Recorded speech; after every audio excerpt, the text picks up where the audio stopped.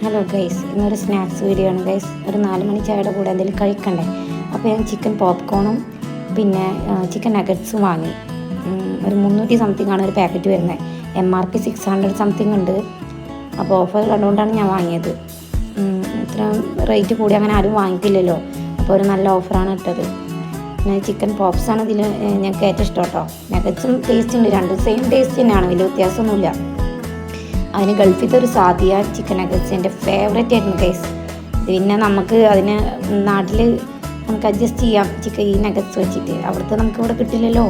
എനിക്കാണെങ്കിൽ Sadiya chicken nuggets ഭയങ്കര ഇഷ്ടമാണ്. സോസേജ് അങ്ങനത്തെ ഫ്രോസൺ ഐറ്റംസ് കുറച്ച് ഇഷ്ടമാണ് എനിക്ക്.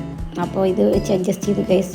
അങ്ങനെ ഫ്രൈ ചെയ്തു, നല്ല ടേസ്റ്റ് ആയിരുന്നു. ചിക്കൻ പോപ്സ് രണ്ടും ഒരേ തന്നെയാണ്, പക്ഷേ കുറച്ചും കൂടി എനിക്ക് ഇഷ്ടമായത് പോപ്സാണ് കേട്ടോ.